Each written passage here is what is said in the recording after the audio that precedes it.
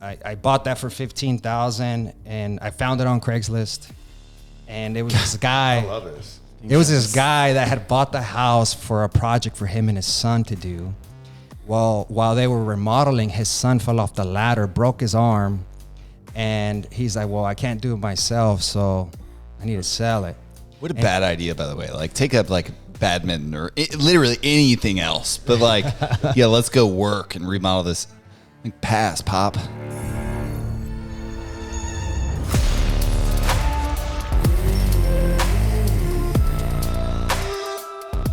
All right, what is up? And welcome back to another episode of How to Invest in Commercial Real Estate. We are excited to be back. What's up? Yeah, it's been 2 or 3 weeks. Yeah, this guy's been in the Grand Canyon. He's basically black now. Yeah, I'll get darker. Joel, what have you been doing? Nothing, man. Trying to close deals. Yeah, trying to close. Oh, speaking of closing deals, we finally are non-refundable on our shopping center in St. Louis. So that is definitely closing first week of June. Nice. We got to close that before we're out for Costa Rica. So that will definitely close on time. Yeah. But yeah, June 5th, super exciting deal. It's up on the website. Go check it out. Ask us some questions if you have any. I think we're modeling an IRR of like 22-ish% for a 5-year hold. Really great deal. Local lender. I went up for a property tour earlier this week, so I think it'll be a winner. I'm excited about it. Yeah, I am too. And then Petromax. We're obviously still raising money for Petromax. Right now, we think we're going to close that at the end of June. There's an updated pitch deck going up very soon. If it's not there already, the new IRR is projected to be at over 32%. We're going to sell one of these every 4 months. So what changed? Why is it a new projection? Better debt terms. Great. Yeah, better debt terms. Nice. And then we had a couple of the sites drop out. The fuel suppliers executed their right of first refusal, and they were kind of our worst 2 stores. So it lucked out there. But anyway, end of June for that one. Super excited about it. And we haven't done a show for a few weeks, so we already had distribution time. It came and it went. You guys should all have the distributions that we sent out. Yep. Only a couple properties we didn't send them out on, but yeah, it's always a good time we send out checks. Yeah. Anyway, without further ado, we obviously have a guest here today. It's our favorite type of shows, especially these days. We love interviewing people and figuring out how they got into commercial real estate and the story and some of their successes. So Arturo Saldivar, we have here with us with A&S Multifamily. And I think you guys are about to do a deal right now, too, which makes this even more exciting. It is. We're working on a project that Arturo and his team locked up off market. But yeah, I just thought it would be super interesting to have you on. You're a local guy, I think, grew up here in Tulsa, started maybe getting into houses, and now you're doing some really awesome multifamily stuff. So Arturo, welcome. Tell us a little bit about yourself and kind of talk to us about how you got into commercial or how you got into real estate in general. Yeah. Yeah, so thanks for having me here. I started back in 2014 doing single family houses, and started with my very first flip, downtown area, just north of downtown. At the time, there wasn't a lot going on downtown. So, and me, I'm originally from California. Coming from a big city, downtown is always the most expensive places to live, the most expensive real estate. And it kind of just triggers there into the suburbs and stuff like that. So I was like, man, one day this is going to be booming. And I knew Oklahoma City Thunder, they had just came in the picture. They were really big, and Bricktown, Oklahoma City was booming, a bunch of construction. And I've always felt that Tulsa was just a little bit behind on growth. Yeah. Agree, yeah. But I knew it was going to trickle down. And, the way to really make it and make a big dent in profit is, go in before things explode. And, So 2014, how old are you in 2014? 24. 24 years old. And so what job were you doing at the time? Did you have a day job? I used to, I did construction. I had my own little construction company. So I was the go-to guy. I was a guy that, hey, you need to do this. You know how to do this, or this person who does. And I always said yes. Even though I didn't know. All I knew is I'm going to figure it out. Yeah. I'm going to problem solve this. I'll find the person that can. And I started doing that. I built that up, had a construction company, did well, did a bunch of commercial work. And but I've always wanted to do real estate. And at the time, I had a partner, and our mindset wasn't on the same page. For me, it was like building something long term and really making an impact. His was more for the moment. Yeah, kind of job to job. Yeah. So, I saved up my money and did my first flip, bought my first house with my own cash. I had $50,000 to my name, and the house cost me $15,000. Okay, so you didn't get any Sounds debt. familiar. You did it. You didn't get any debt. You did it all. All own cash. Yeah, Nice. all cash. I wasn't educated on how financing and Otherwise, debt worked. yeah. I thought it was always cash. And I bought that for $15,000, and I found it on Craigslist. And it was this guy. I love this. It was this guy that had bought the house for a project for him and his son to do. Well, while they were remodeling, his son fell off the ladder, broke his arm, and he's like, well, I can't do it myself, so I need to sell it. What a bad idea, by the way. Like, take up like badminton or literally anything else, but like, yeah, let's go work and remodel this. Like, pass, pop. Yeah. I didn't give his son a choice. Maybe. Yeah. So was this like a 2-bedroom, 3-bedroom? Yeah, it was a 3-bedroom. It was a 2-bedroom, 1 bath, and I completely demoed everything, redesigned it, made it a 3-1. Okay. And at the time, there was only one house that was flipped over there, and it was the one they put on HGTV, I think, on Boston. It was the first one in that area, and I think it was like probably like 75 a square foot, something like that, sold per square foot. And yeah, I did my first one. There was not very, there's not sales over You there. had to demo the entire inside and just completely. So you bought it for 15. How much you spend on that how first much one? $35,000. So you're all in at 50. Right, I was down to my last $20. Oh yeah. And then you put it on the market. It sells for what? We sold it for $90,000. Wow. So I doubled up. Yeah, That double is money. awesome. Yeah, and I learned a lot. I was there through the whole process. I wanted to be able to understand every single part of the flip and that's honestly what's helped me be where I am today, understanding every trade, knowing that if I walk into a job site, the electrician's going to know that, and the plumber's going to know, I know what I'm doing. If I see something, I'm going to catch it. Yeah. And, you get a lot of respect from the contractors when they see that and you're not just... You do. I don't. They don't respect me. I don't know how to do anything. It's probably because I'm Latino. I love it. So that probably sparked something in you that says, "Oh my God, I just made $50,000 on my first flip."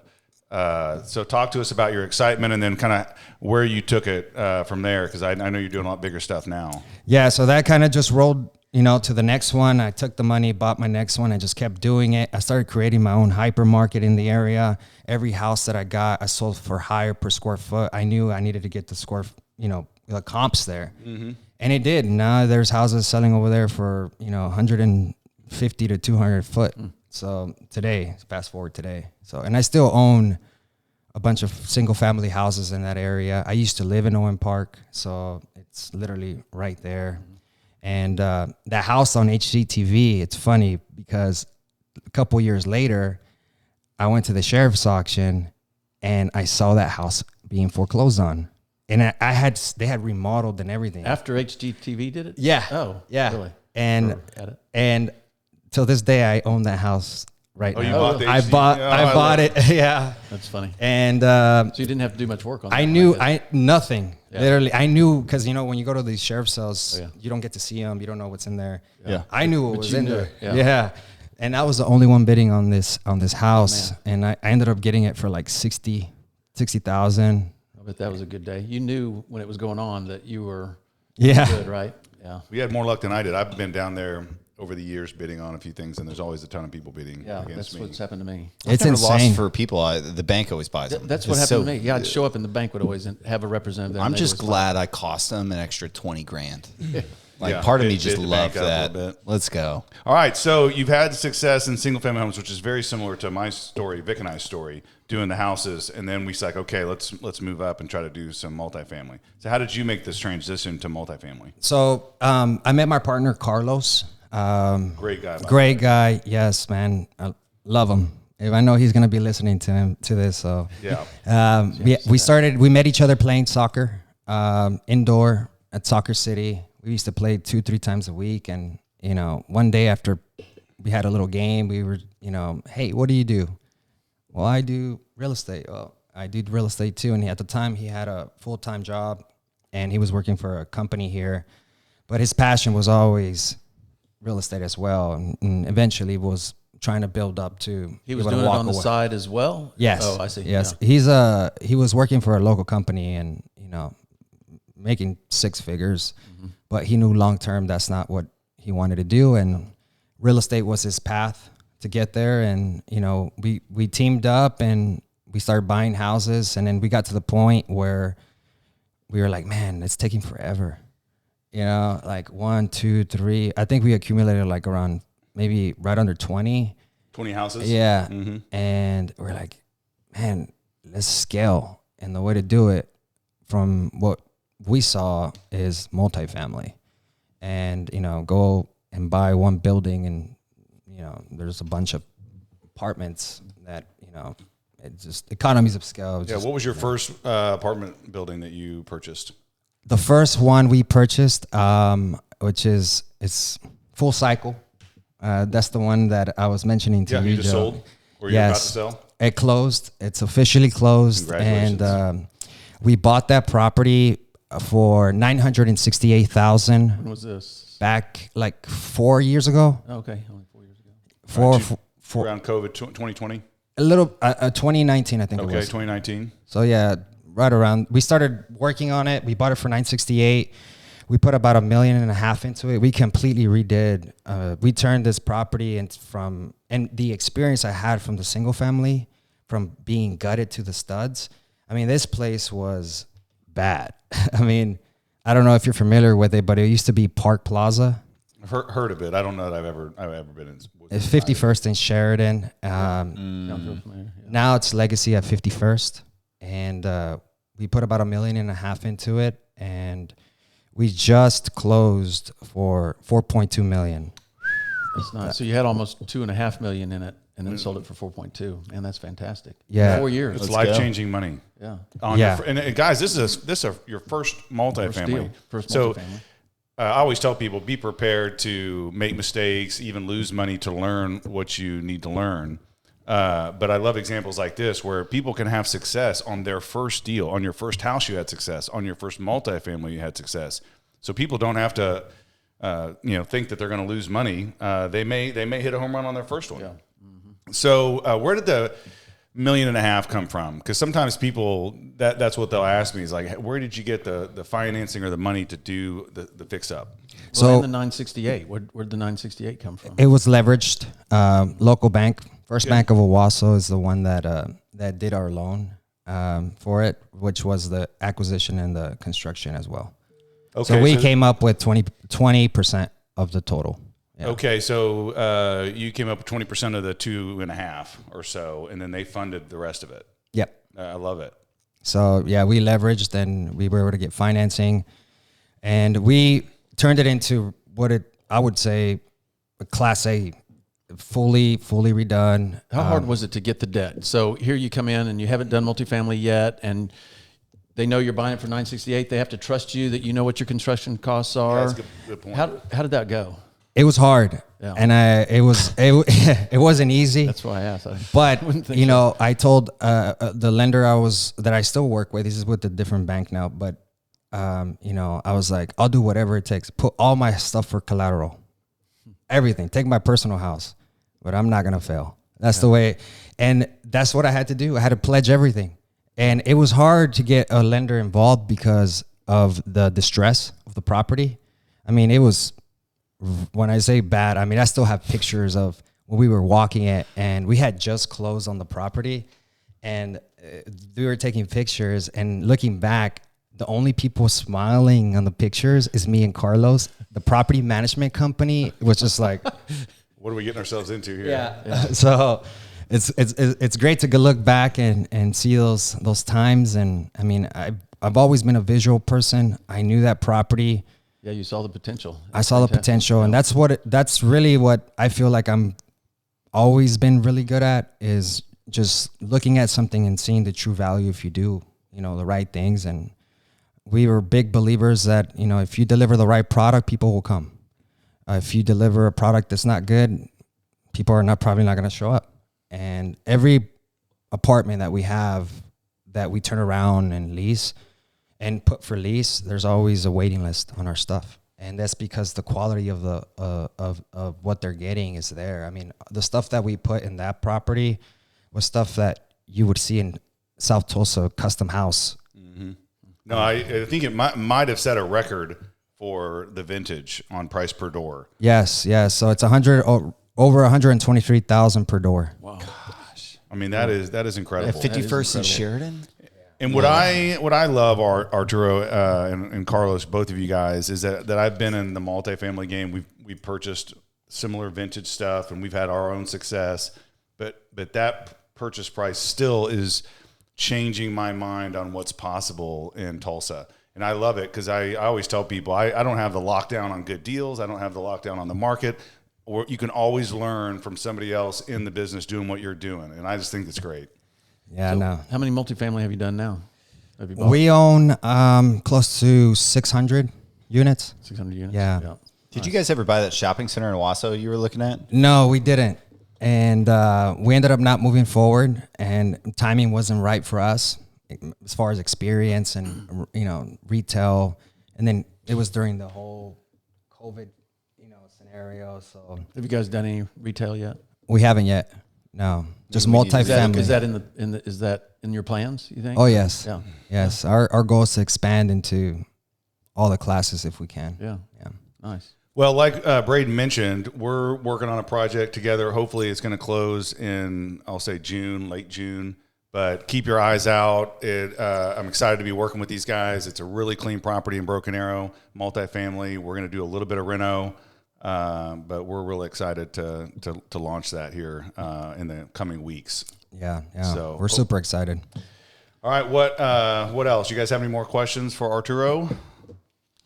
Are you guys still self-funding the deals right now, or are you guys to the point where you're looking for outside capital? I mean, it sounds like you're to the scale where you're really looking for outside investors. Yeah. So till today, we've kind of just grown organically. We invested everything back in. Every deal we did, every house we flipped, it went back into multifamily. And in order for us to really scale and do bigger deals, is our money can only go so far. Mm-hmm. So we're excited. This is going to be our first partnership syndication wise, and we're excited to learn and take it from here and see where it goes. Yeah. Fantastic. Dude, that's exciting stuff. That's really the piece between where you're at an unlimited scale. I mean, once, like you said, your own money can only go so far, and you can only earn money so fast. So that breaks the limits. Real quick shout out to your partner, Carlos, because I believe he's from Venezuela. Yes. That's incredible to me. If you dropped me off in another country, and I actually have lived in another country, the idea of becoming a successful real estate entrepreneur in another country is mind blowing. It's really hard to get your head around. But he came here, got a job with an American company, and it's like, I'm going to start buying real estate. And now you guys are growing something awesome. So hats off to him and his ingenuity and entrepreneurship. So That is pretty awesome. yeah. Well, guys, thanks for coming on, Arturo. It's ANS Multifamily. Multifamily. Yes. Is there a website we can send them to? Yes. ANSmultifamily.com. All right, check them out. I'm sure there's some awesome syndication opportunities coming down the pipe. And if you want to invest in our deal, that's going to be coming out in about probably 2 weeks. We're going to be launching that. But I think that's all we got for you this time. Stay tuned for the next on how to invest in commercial real estate. See you next time, guys. Thank See ya. you. Thanks.